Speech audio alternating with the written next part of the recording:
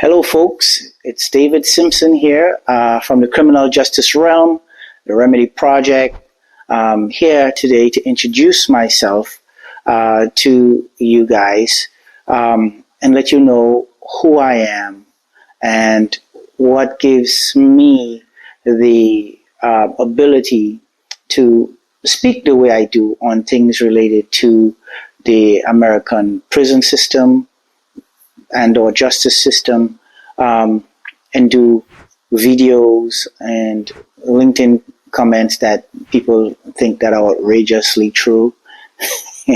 I've done these videos and these comments, and folks want to know, who is this guy, and that's understandable, right? So here you go. Here's who David Simpson is. So David Simpson was born in Miami, Florida. But however, I grew up in Trinidad and Tobago because my mom took me back there while I was about 2 years old. Both my parents are Trinidadian, and because I grew up there, I'm fully Trinidadian too. And I went to school in Trinidad from high school all the way up. I did a little bit of college in Trinidad, but quickly transitioned to electrical engineering or electrical studies, by which I then became an electrician. And I worked my full year of apprenticeship on one of the newest malls and biggest malls in the Caribbean at that time in Trinidad. So I got my experience there.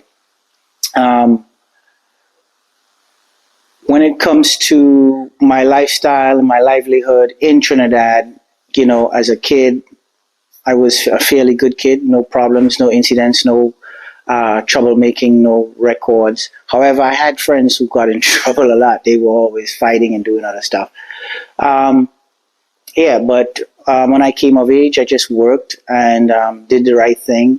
And eventually moved to the United States of America because everyone that I was around doing electrical, especially all electricians I was working with, for some reason they all wanted to come to America. And I couldn't understand, what is in America everybody wants to go?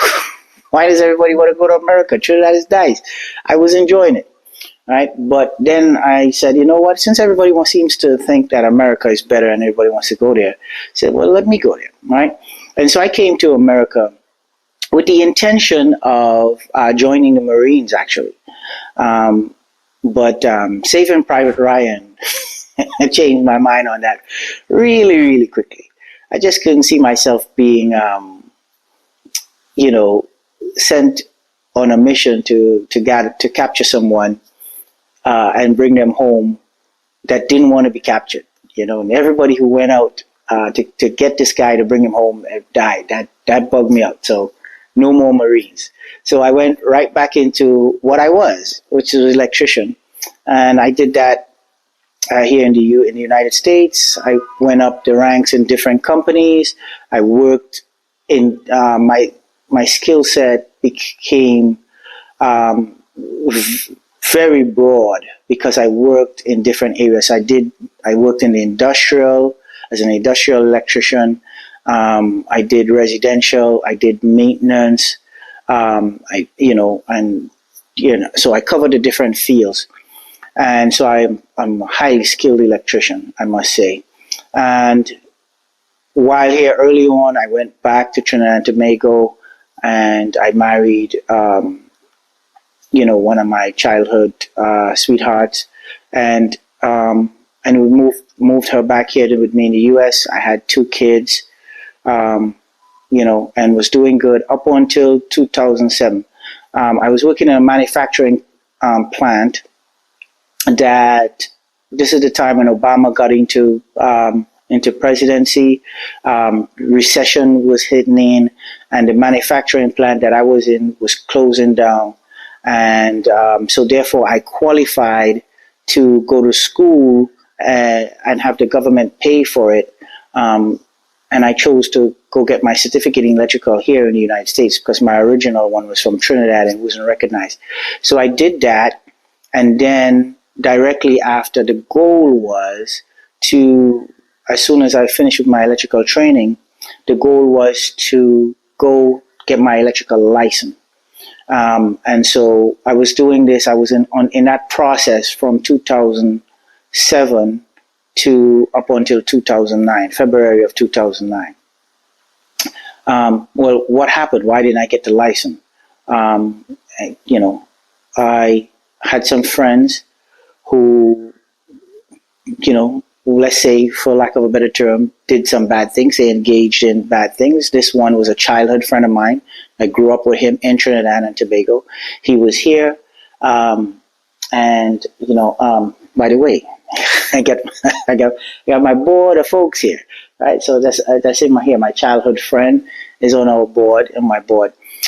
Yeah. And so I grew up with him. He was a troublemaker. He got in a lot of fights. He's one of those folks in fights and stuff. And I ran into him here in the U.S. And we started hanging out. And, you know, he was trying to make it. He wasn't doing too well trying to make it. And he was hustling weed at the time, back and forth. And I don't know what got into him, but one day he decided that he was going to go buy some crack, I guess. I think they caught him with buying an 8-ball from somebody or something. I know he didn't smoke. Maybe he was buying it for someone else. I don't know what the situation was, but he was buying that, and he got arrested and put in the Rikers Island and then deported. He had a girl, I would call her his wife, and a young baby, at that time, probably 2 years old also, that ended up on the street because he no longer could take care of them and was being deported. And so I took them in to live with me and my wife and my 2 kids temporarily. And yeah, that was my lifestyle up until February of 2019, where I lost trial and was sentenced to 11 years, 3 months in the Federal Bureau of Prisons, by which I did 10 years exact up until February of 2019. So that was my lifestyle in a nutshell when it comes to my work, my history. I partied a lot as a Trinidadian. You know, if folks who know about Trinidadians know that we party too much. And that's about it. And, you know, there is no history or record of me selling drugs or anything like that, even though I blew trial for conspiracy to importing drugs into the United States of America. But I'll tell you about that in a second. I just wanted to give you some background on who David Simpson was. He was a family man, wife, kids, went to all family outings, Thanksgiving, I didn't celebrate these days, but I attended these events because that's a time when family came together and was doing stuff. And yeah, I was building my electrical company. At that time, I already had all the tools I need to start my company. Yeah, I was just waiting for the license, which I didn't get the opportunity to go take the test because I blew trial in February of 2009, and my exams were scheduled to be taken, I think it's July of 2009. So yeah, as soon as I lost trial, I was put into prison. So I lost the opportunity to do that. Okay, so that's David Simpson's life before being incarcerated and entering prison, and or let's say being convicted for conspiracy to importing cocaine into the United States of America. All right, so again, that's before. Now, what I am going to address is the government's side of the story as to why I was convicted, you know, or why I was guilty of importing cocaine into the United States of America. It's important for me to tell their side of the story and then contrast that to what actually really happened. give give you all the facts, because the government's facts has been or was manipulated heavily, and they left out a lot of stuff. They hid a lot of stuff from my jury, and had that not happened, I don't think my jury would have convicted me of importing, drugs into the United States of America. But let's find out, right?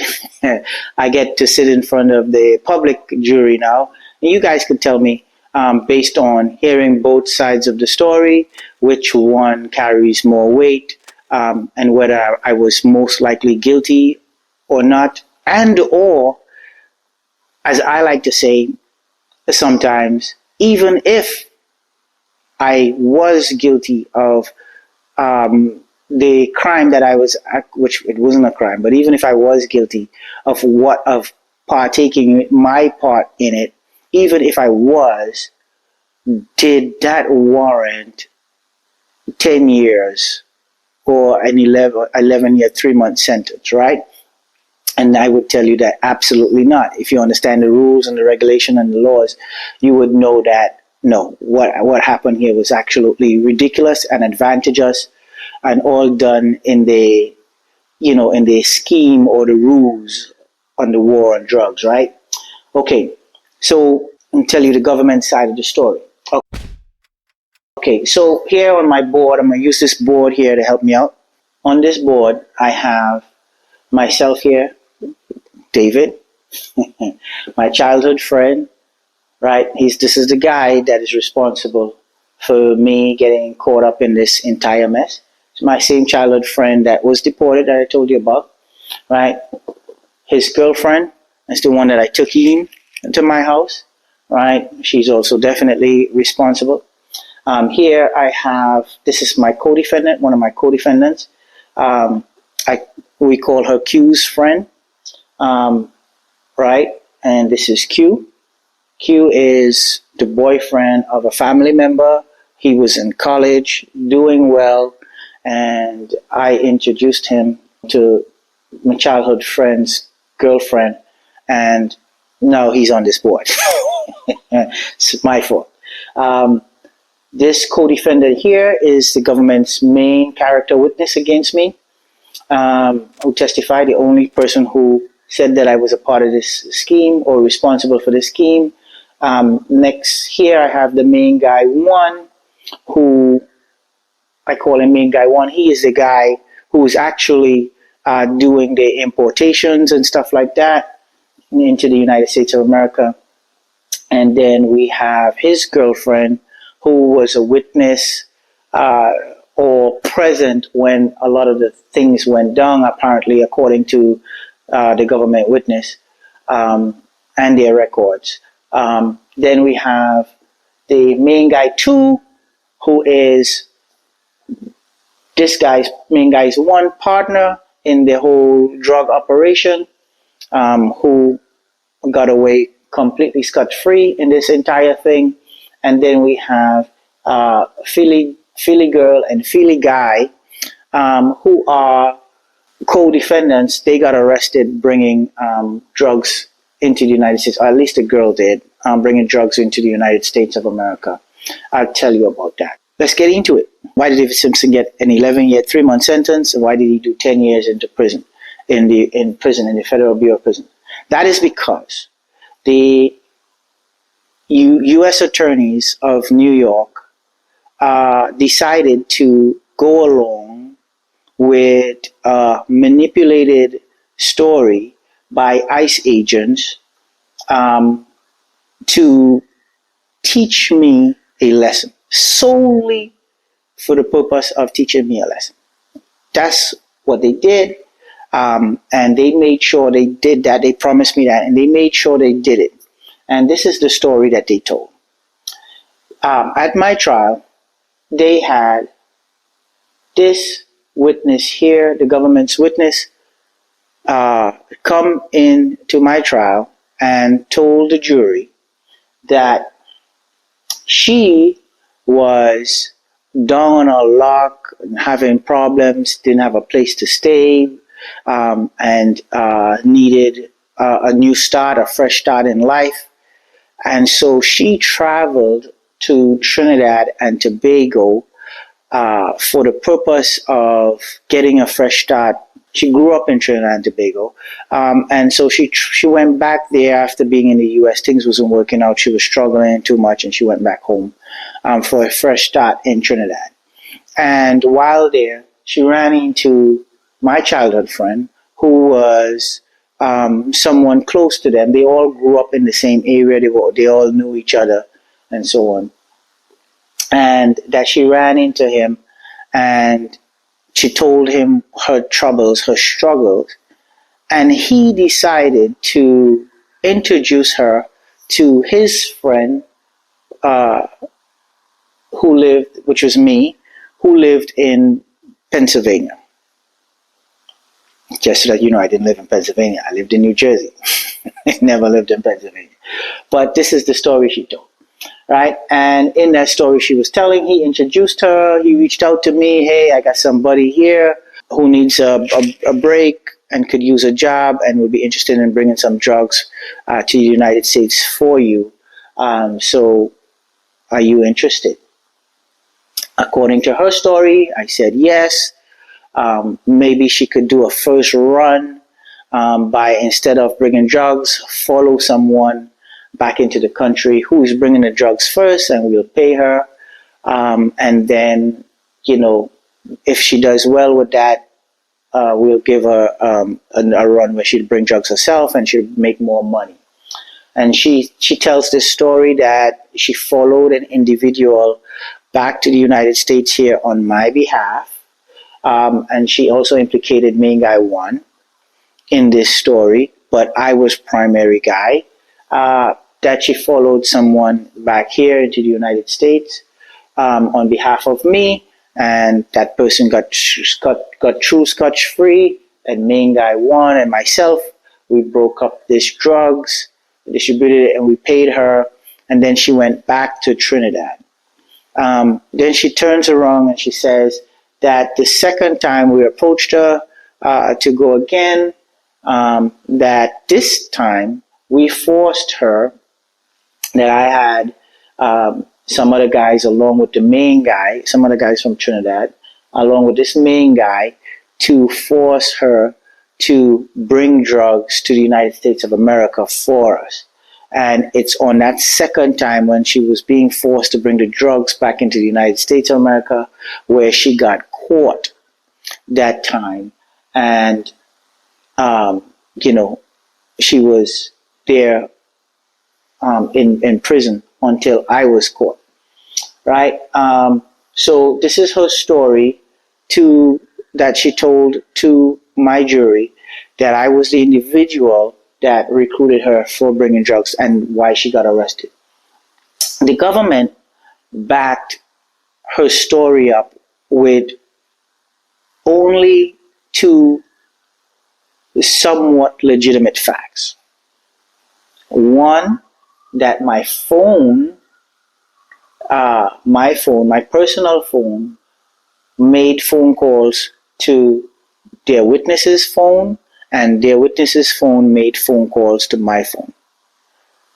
That's what they say. And I guess the story is, or not I guess, the story is that after linking us together, after my childhood friend linked us together, I was speaking to her directly. All right, that's their story, and of course that's what she said.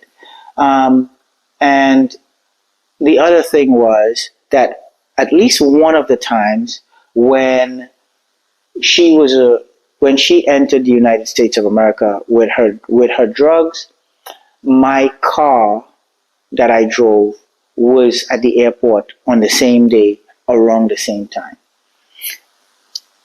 Those two pieces of evidence, along with her story, is what allowed a jury to convict me as the main guy of a head international conspiracy of importing drugs into the United States of America. Just that. Now, according to the government, how was I arrested? I was arrested while picking up Q's friend at the airport.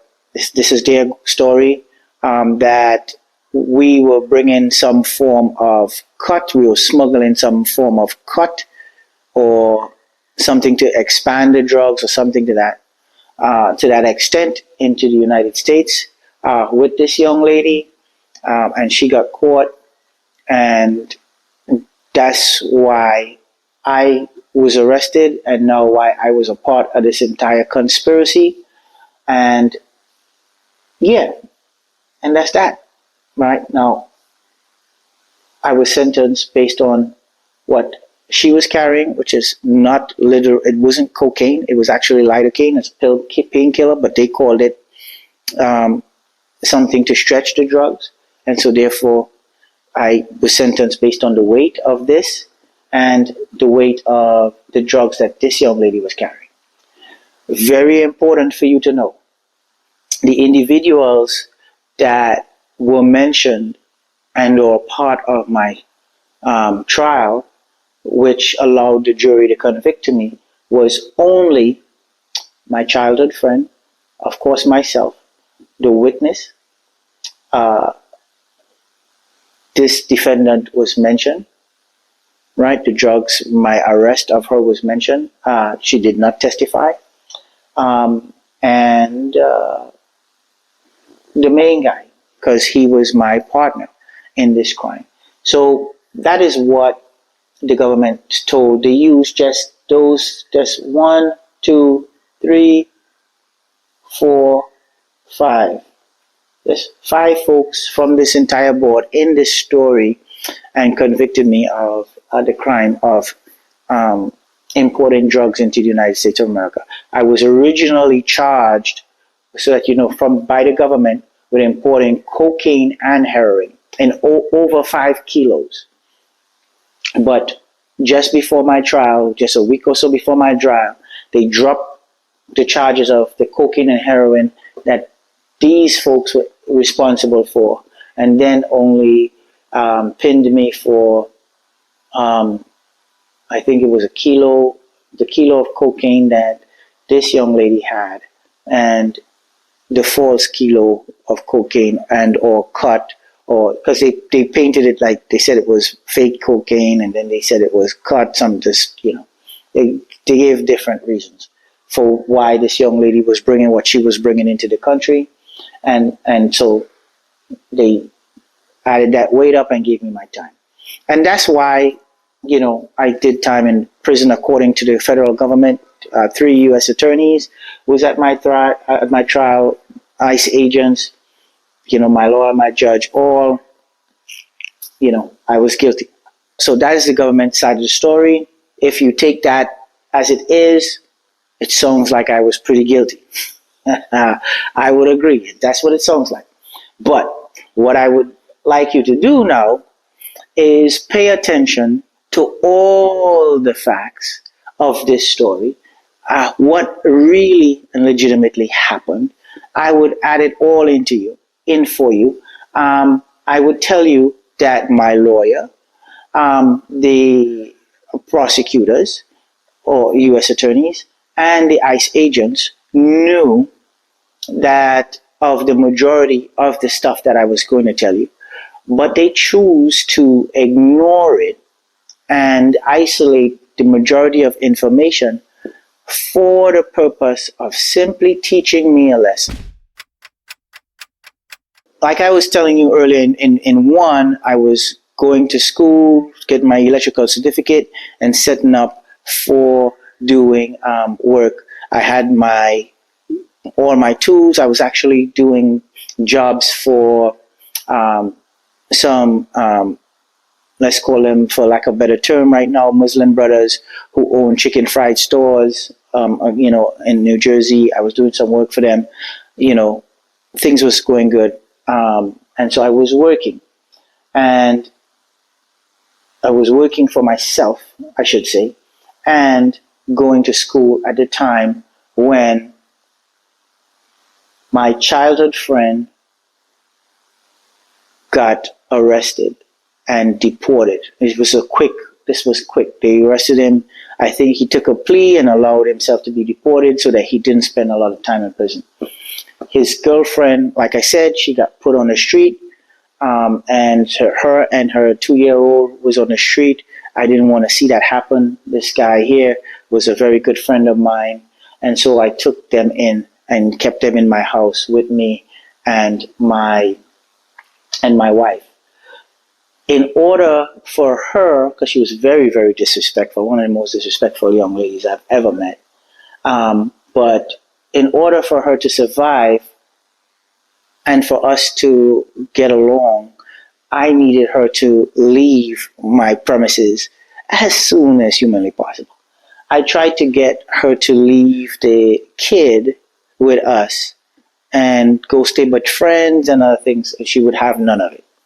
Right? So what eventually happened is I said, you know what? You hustle. You guys, you were bringing weed. I think they were taking weed from New York to Pennsylvania. I said, hey, why, I noticed she was talking to guys who were doing weed over there in New Jersey. I said, hey, why don't you do what you normally do and get yourself together so that you could leave my place. You're causing problems. And she said, yeah, that's a great idea. Let me do what I do. But she didn't have a phone and she didn't have modes of transportation. So I gave her my personal phone and I gave her my car to use, or I should say my wife's car. And so she was using my wife's car and my phone every so often to go get her hands on a little bit of weed so that she could bring back and make a little bit of change so that, she could get herself together and so that she could move out of my place. My wife got upset and didn't like the fact that my childhood friend's girlfriend was driving her car more than her. She wasn't having it. She felt like that was, too much. And like I said, the young lady was severely disrespectful. So my wife was not interested in helping her out for too long. So I had to correct that. I had to fix that problem. So what I did was I told her, hey, you can't use my car anymore. But I spoke to this young man here, Q, who's a family friend, and he was in college and he had a car, and he didn't have work at the time. He was trying to make some money, and so I told him, look, listen, man. I introduced him, Q, to my childhood friend's girlfriend, and said, if you take her to New York and bring her back to Jersey, she's gonna grab a little bit of weed from some folks and bring it back and do a transaction or whatever. And all you have to do is bring her back and forth, and she'll give you some money for that. And, you'll be making a little bit of change. And he agreed, reluctantly, but he agreed, said, you know what, this money, I need the money. I'm struggling, so I need the money. And so that's how I solved the problem with my car, being ran to New York back and forth by this young lady. So after a period of time went by, with these two together going, I'm not paying attention to them. She had my phone every now and again. They showed up. Q and my childhood friend showed up and said, hey, we have someone that's going to Trinidad, which turned out to be this young lady. And they needed a ride to take her to the airport. And because his car was giving problems. And I said, you know what? I could do it. I'm off today. I'll take you guys, because I was trying to avoid giving up the wifey's car again, so that it would bring problems. So I said, you know what? Let me take her. I'll take her with you guys. And so I took all of them, 1, 2, 3, 4 of us in the car. We dropped the young lady off to the airport, and she was on her way to Trinidad, and I returned. About a week later, my childhood friend calls me up and says, hey, what's up? could you go to the airport and pick up Q's friend for me? Because Q, he just got a job and he can't make it. So I was like, well, yeah, that rings true. He did just get a new job, and I was definitely aware of that. So I said, okay, no problem. I dropped her off. I know what she looks like. No problem. I'll pick her up. He says, yeah, all you got to do is pick her up and drop her home. No problem. Sounds like an easy task. I can help you guys out. So I decided to go for the young lady at the airport. Now, while at the airport, I left straight from school and I went to the airport, and I was there for hours. The young lady, after her flight had arrived, and she never showed up. So I got tired. I was calling him. I was calling Q. Did you guys hear from the young lady? No, nobody heard. So as I'm about to leave the airport, because I was like, I'm tired, I'm going home, the young lady shows up, right? Q's friend shows up, and she starts talking to me. And she starts telling me, hey, I had some problems coming through immigration, but everything is good. It's time to go. But before we go, could you please give me my payment that my childhood friend said that she deserved, that she should get? And I was like, what? What are you talking about? What payment? That I should give you? He's like, yeah. He said, when I get here, you will pay me some money. And I was like, for what? What do I have to pay you money for? It's like, that's what he told me. You'll pay me some money. Like, that don't sound right. That don't make no sense. What in the hell I'm paying you money for? I don't got no money. First thing first, I don't got nobody. Right? So what money you want me to pay you? What are you talking about? So I immediately didn't bother to argue with her or even question her. I immediately called my childhood friend and asked him what was going on. And he was like, oh, you finally met her? She finally, she finally showed up after all these hours. And now she's telling me about I owe her money that you said that I should give to her. What is this? What is she talking about? He was like, I didn't tell her that. I don't know what she's talking about. He said, all you're supposed to do is pick her up and take her home. And I was like, okay. It's like, young lady, I don't have time for the games. My childhood friend said I'm supposed to take you home, and that's it. He said, I never told you I would give you any money. I'm tired. I've been here long enough. Let's go. She responds, oh, I can't leave right now because they still have my passport. I'm going to have to go back and get it.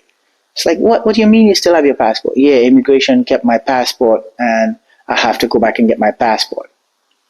And I'm like, oh my God, what's really going on? So he was still on the phone. So I said to him, man, I'm telling her let's go, and she's saying that immigration still has her passport. She can't leave right now. He says to me, man, yeah, she's been too long since she landed. She came out, she's telling you about money, and she's saying immigration still have her passport. What I want you to do is turn around, leave her, leave the airport, and go home. Leave her right there and go home. That's what he said to me, my childhood friend, to leave Q's friend right there. The responsible dude that I am, and the foolish, ignorant dude that I am too, because I was so ignorant of what was going on. The signs that he saw at that moment, I wasn't seeing. I said to myself, I'm not going to leave this young lady there. So I called Q. And I said to Q, so listen, your friend came, and this is what's happening, and she's telling me all these different things. And when I mentioned it to my childhood friend, he says to leave her and just go home. I said, is that what you want me to do? Do you want me to leave your friend here at the airport and just go home? So Q said, you know what? Let me talk to her. Put her on the phone. So I hand him the phone. And they talk for a bit. They probably talk for about 5 minutes or so. And then she hands me back the phone and I respond to Q. And Q says, no, please don't leave her there. Just take her home. And I said, okay, Q says take you home. I said to her, Q says take you home. My childhood friend says leave you there. It's way past. I've been probably in the airport for about 4 hours at this point. I'm like, I got to go. What are you doing? I'm leaving. You make up your mind. If you're coming, you come. If you're going, as far as I'm concerned, you could get your passport another day. Let's go. So she walks to me and we go to the car and we get to the trunk of my car. I open it up for her to put her bags in. I probably lift up a bag to throw it in the trunk for her. The old school gentleman that I was. And next thing you know, we're being swarmed by a bunch of ICE agents. So they arrest me, they arrest her again, and they take me back into the airport. And the ICE agents say to me, straight up, look, listen, we know that you had nothing to do with this. She already told us that Q in New Jersey is the one who sent her to Trinidad to meet your childhood friend, and that he sent her back with a suitcase with something that we believe is a kilo of cocaine, or at least at that point in time, cocaine. And so we arrested her for it, and we arrested you for it, and you're going to do time for this kilo of cocaine unless you cooperate with us and take us to Q, drop her off to Q. We know you had nothing to do with it, so it's best in your best interest to cooperate with us, and we'll make sure that you do a little bit of time. And I'm like, what are you talking about? Do a little bit of time for what? You said I had nothing to do with it. You said you knew, right? They also mentioned to me that she had a recording on her. So if you know that I didn't have anything to do with it, you heard our conversations, what are you talking about? I'm thinking to myself, this guy is a deadbeat.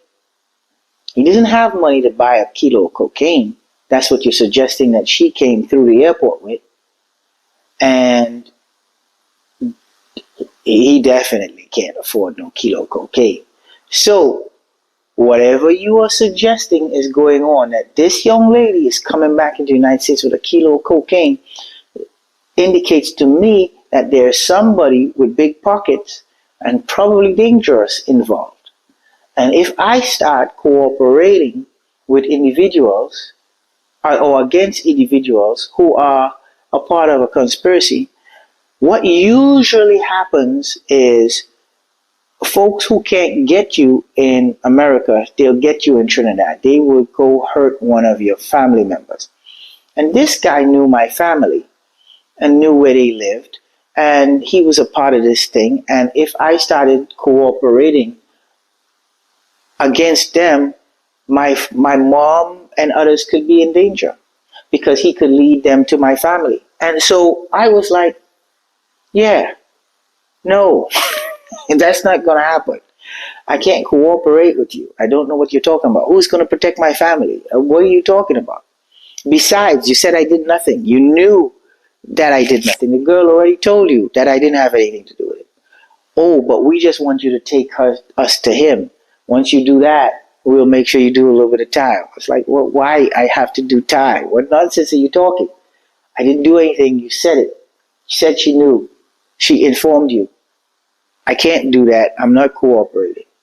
So they said, well, if you don't help us, we're going to make sure that you don't see your kids for a really long time. And that's when I shut down and I said, you know what? Let me get a lawyer. It's like, this is over. I'm not going through this, right? Let me get a lawyer. I know I didn't do anything, right?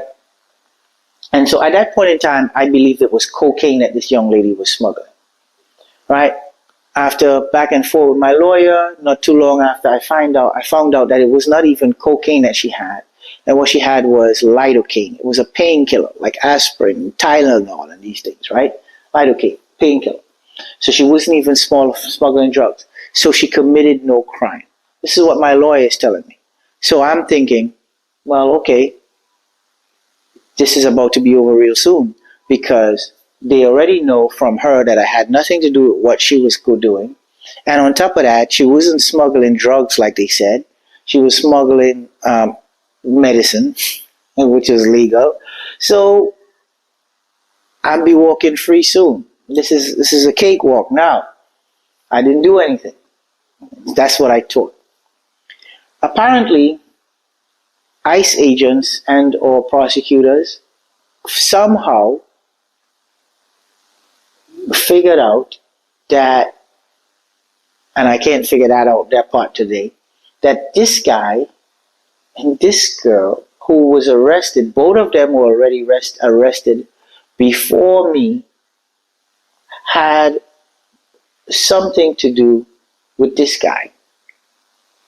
And they made a connection, I guess, to me. I don't know what happened, but they decided that they could entangle me in a broader conspiracy if they could get one of these two people to say something about me. So they went to both of them, the main guy and their witness, the government witness, and confronted both of them for the purpose of getting me involved in a broader conspiracy where drugs was now actually present. So remember, what I was arrested for was not a crime anymore. They thought it was a crime at the beginning. That's what they say. You know, if they have accurate drug testing stuff, they would have known that it was painkiller, not actually cocaine. But they claimed it was cocaine. And so now, that's what I was arrested for, but now that was not a crime, so I committed no crime, right?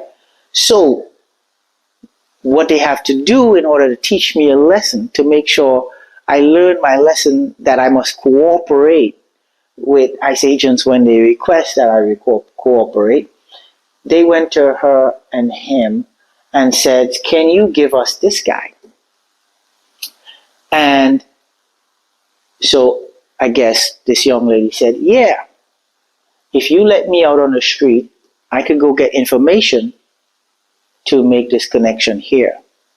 And that's what they did. They let her out on the street, and she went and talked to my childhood friend cousin who knew of me, got information from me, but he mixed the information up for this main guy, because this main guy and this guy here, who they all know, all of these folks know, except me, they knew that these guys were in Pennsylvania.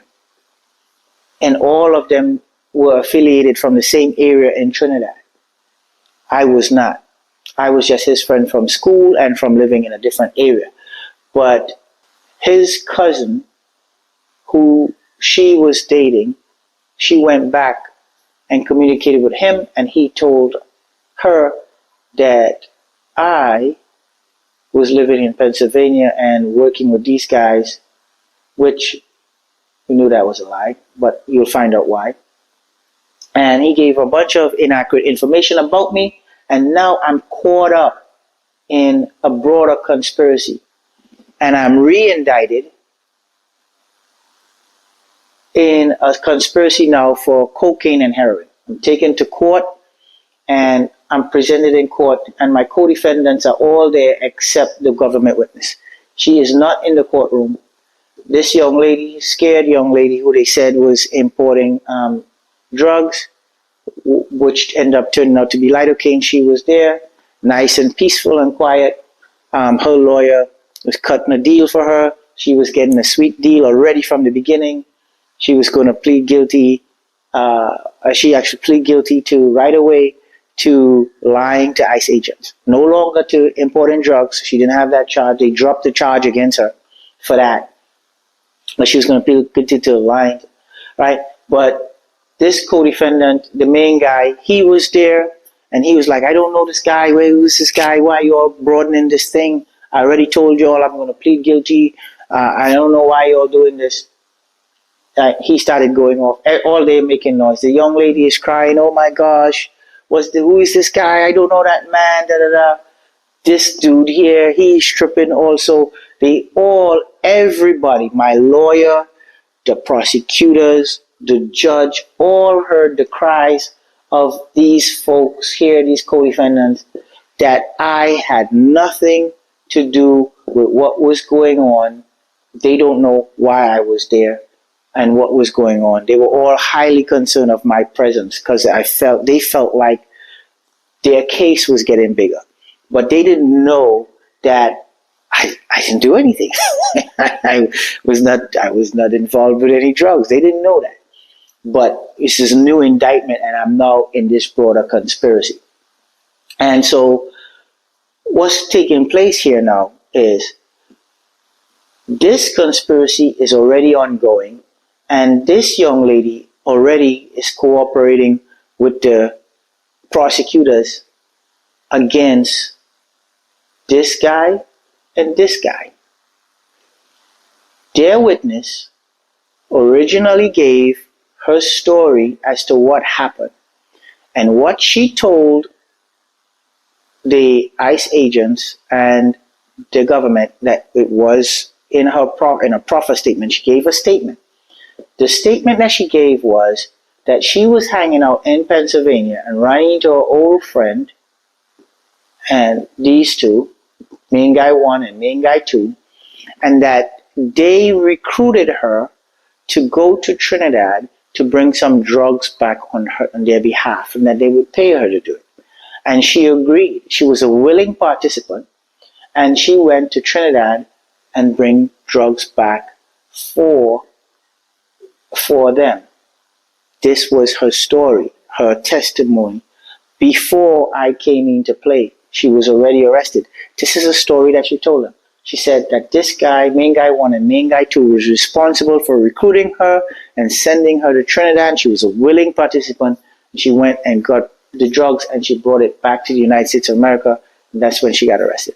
This is a story that my judge knew, that my lawyer knew. This document was in the evidence. I never saw it. I didn't know about it. The prosecutors knew, and the ICE agents knew that this was her original story. This young lady here was smuggling cocaine and heroin into the United States of America, and her story was that main guy 1 and main guy 2 was responsible for recruiting her to go to Trinidad to smuggle drugs. Her Philly guy, which is actually her boyfriend, was the one who introduced her to these two. And what happened, how did he get caught up, is because when she brought the drugs back, apparently they knew that she got caught. She was busted by the agents bringing in the drugs, so they never showed up to pick her up. So she called him, asking her boyfriend, asking him, where did these guys go? I can't find them. Could you reach out to them? Because I have their stuff. I'm here in the airport. This guy gets bright and say, yeah, I ain't calling them jokers. They don't want to come for their drugs. That's on them. I'm going to come and get you. I'm going to get that drugs, and we're going to take it, and we're going to break it up. And we're going to split it. His girlfriend did not let him know that she was arrested. And he went back to the airport and got there, and they arrested him. And now he was now a part of a conspiracy for importing cocaine into the United States of America. Now, remember, all he originally did was introduce her to them. He didn't have any part of the drug dealing. But now, because of his greed, he's caught up in this drug conspiracy. So, but both of them, Philly girl and Philly guy, their statements were that main guy 1 and main guy 2 is the ones who were responsible for what main Philly girl was carrying, right? None of these folks mentioned me. Absolutely none. This guy here, he pleaded guilty quickly because the government was squeezing him so much and harassing his girl and other family members, I guess looking for this guy and or trying to get more. And so he decided to plead guilty to and take responsibility for the entire operation. Therefore, they could stop squeezing his girl and looking for main guy 1 and so on and so forth. So he never gave any statement. He doesn't know me. And of course, the day when I showed up in court, he told them, I don't know this dude, right? So that was the story. But remember, in the government story, you don't hear about the testimony of of this one first, her original statement. You don't hear about these folks' statement that it's this guy, main guy 1 and main guy 2. Philly girl and Philly guy both say main guy 1 and main guy 2 is responsible for their drug operation. 2 of them. The government witness says main guy 1, main guy 2. 2 of them responsible for her operation. Right? This young lady, his girlfriend, gave statements. They told her, listen, we know you were there. We know you were wrong. We know you're not a part of it, but we know you were there. Right? And she probably gave statements pertaining to what happened with her boyfriend.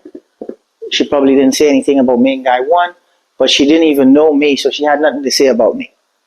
However, when the government started turning this young lady and got her to change her story for a sweet deal, they told her, if you give us this guy, David, we will let you out. And so they did. They really did that too. They let her go right away. But, so the government witness decided to cooperate. That was a sweet deal, freedom.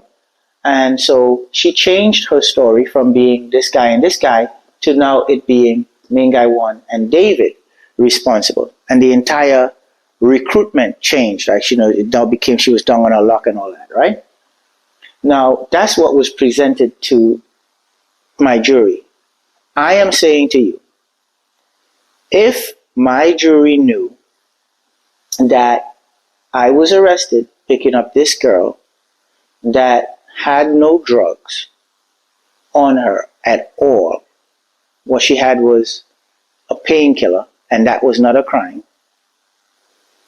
If they knew that this young lady originally said to the judge, the prosecutors, and all involved, that main guy 1 and main guy 2 was originally responsible for the crime that she committed. If the jury knew that the ICE agents hid the recordings that this young lady had, or let's say destroyed the recordings, because they said it didn't exist anymore, that Q's friend had, right, which recorded me not knowing anything about this conspiracy and trying to find out what was going on and so on and so forth, right? If they knew all that information, if my jury knew that Philly girl and Philly guy, both who were caught up in this conspiracy, saying that they don't know me and that it's main guy 1 and main guy 2 responsible for the drugs, you catching on, right? This guy, he took a plea deal, and in his plea deal, he is saying, I don't know this guy. This guy, he is saying whatever this guy and this guy was up to, he don't know about it, and he had nothing to do with it. Because he thought I was doing something with this guy. Right? But he's saying, no, he had nothing to do with it. He did his own thing, and these folks over there, they were doing their own thing. These stories The government heard all of this stuff, but they did not allow that stuff to go to my jury. What they did was they suppressed all of this evidence, right, from my jury, and just kept what happened with their witness and what happened with her and used that against. So, and I'm ignorant of the situation. I don't know that what was going on, that if this information was in there, it would be better for me. I didn't know that, right? And then they added, remember, I said they supported her lie, right? Because she told the truth first, and then they came back and they got her to change her story and lie just to implicate me, to teach me my lesson. Had they known that this childhood friend, girlfriend, is the one who was responsible for talking with her, right? And driving my car the day that she was in the airport. Had the jury known that, I would be good. But the jury couldn't find this out because, I was in my, you're not snitching on nobody, right? This guy here has access to family. If I start telling the prosecutors that, hey, come on, you guys know it's not me. His girl was by me. She was the one driving the car. She was the one using my phone. If I say that, I would then have to give them, testify against her eventually, right? But guess what? She had already disappeared. From the time she heard I was arrested, she disappeared. She took her baby and disappeared, right? And there's nothing that I could do. And on top of that, I was protecting this guy because I introduced him to her and she got him involved. He was just supposed to be moving a little bit of weed back and forth here and there. And now he's all the way in a coke conspiracy. Had I delivered them, I would have destroyed this young man's future, and I was the one responsible for introducing him. I couldn't do that. So my problem was I was guilty of having bad friends with this guy, right? But that wasn't a crime. Mere association to folks who do bad things is not a crime. But I would say that's what I was guilty of. That was my fault. I wasn't a good citizen. And so because I didn't cooperate and give up these folks, I couldn't defend myself properly. And they took advantage of that and used her story and put me away. But my car and my phone was only linked to this young lady because she was corresponding with. I never knew her. She didn't know me, right? Remember, she said that she was introduced by him, but they're all related because they all lived in Trinidad and had ties in the same area and stuff. And that's how they all communicated, right? And so that is basically how I got caught up in this conspiracy and became an international drug smuggler based on the lies of a government witness who everybody except me knew was lying. My lawyer knew. The document was in the papers that they gave to him. The prosecutors knew. 3 of them, 3 prosecutors were on my case. All 3 prosecutors knew that this young lady said that main guy 1 and main guy 2 was responsible for what she did. Just like this guy and this one. Right? Just like he accepted responsibility. He said it was all him. To protect him, he said it was all him. Right? How do I know all of this information here now? How could I tell you this story properly like this? It's because after I was found guilty and sent to prison, I ran into main guy 1 in prison in Beaumont Low, and main guy 1 gave me access to his court records, to his discovery, and told me the story. And I sat down with my mentor, Gary Opala, the brilliant lawyer, or let's call him a paralegal because he wasn't he didn't set the bar, but he was the one who was able to explain to me and show me how the government concocted their lies and their new conspiracy that got me involved. Main guy one also explained to me that the government, the prosecutors and ICE agents called his girl into their office and asked her to give them information on me, and that she responded, I don't know this guy. I never seen him before. I don't have anything to do with him. My boyfriend never had anything to do with this guy. We don't know him. They turned around and told her, look, listen, we want this guy called David. If you could give us him, we will give your guy a reduction in sentence. We'll give him a break.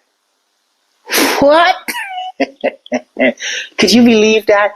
The main guy who was responsible for the crimes was offered a deal if his girl, not him, because he wasn't going to do it, if his girl would turn around and testify at my trial that she witnessed me being a part of these deals. And she was interested in doing it to save her man. She was interested, right? But she went to him with the deal, and he said, hell no, you're not going to do that. We're not going to call, because he was a street dude. And he knew also that folks who, get involved in what they call snitching and stuff like that would get themselves in trouble. And so he said, no. He said, you don't know that guy. Why would you do that? Right? So I found that out from him while I was at Beaumont, and I met him. That's how I learned to piece all the pieces of the story together. Right? So what you have here is David Simpson, who went to pick up a young lady at the airport who committed no crime. They just thought she did, and should have been released. All charges should have been dropped because she committed no crime. They didn't do that.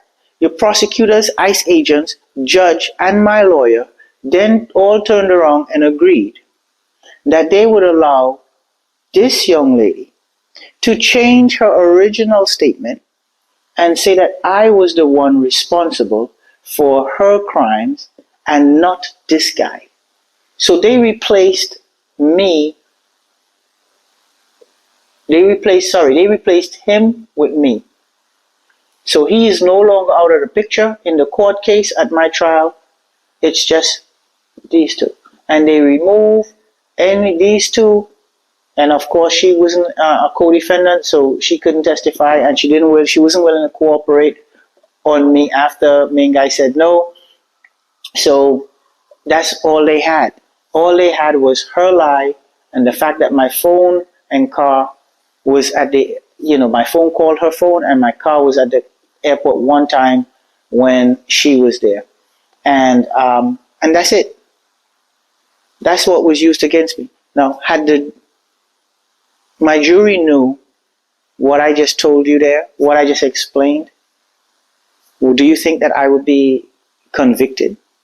Would you convict me of the crime of importing drugs, cocaine, into the United States of America, or running an organized operation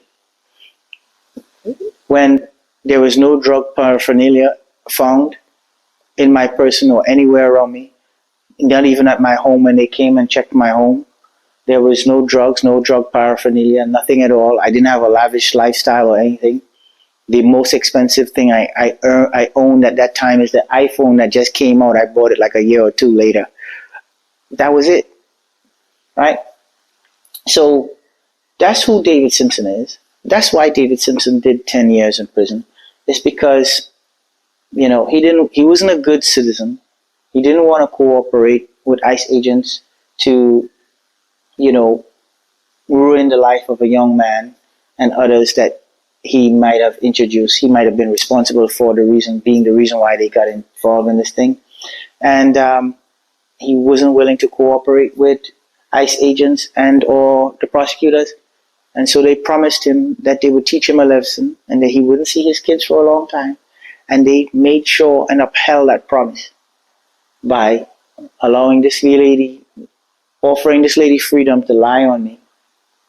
Yeah, that's how I did my time, folks. And I did that 10 years without complaint. I fought as hell in the courts. I couldn't get them to overturn it. They did all types of hindrance as they usually do. But yeah, that's who David Simpson is. That's my story. That's why I ended up in prison. And yeah, I hope and would love to hear from you guys. Would you have convicted me if you knew the full story as I gave it to you? Right? Because all you would need is to know that all of these folks says it's him and him. And she originally said it's him and him. So if you knew that and she committed no crime, Q's friend committed no crime, knowing all of that, and then knowing that her statement against me is a lie, which is what they were supposed to tell my jury. They were supposed to tell my jury she had two statements, one saying it's them and one saying it's me. Would you then have convicted me of the crime, knowing that the only thing that pinned me to that crime was her changed testimony? I don't think you would have. I don't think the jury that I had then would have either. But that's what happened because they manipulated, they suppressed all this evidence over here and used this lie from this lady and manipulated the record to make it look like I was responsible. And so, yeah. And there you have it. David Simpson and why he went to prison. And while I was there, I met my mentor, Gary Apala. I learned the law. I learned the system. I learned the administrative remedy process. I did a lot. And I'm very, very knowledgeable and talented in the space. And that's why I know how to explain a lot of stuff to you guys and give it to you nice and raw. Some outrageously truthful. Yeah, that's the story of David Simpson. Now you know who I am. Now you know why I do what I do. Falsely convicted, and and we're gonna continue fighting to make sure that stuff like that don't happen to anyone else, and that people who are suffering in prison, are treated as human beings once again. So that's it for me for now. David Simpson, Criminal Justice Realm, The Remedy Project. See you later. Bye. Slave Nation.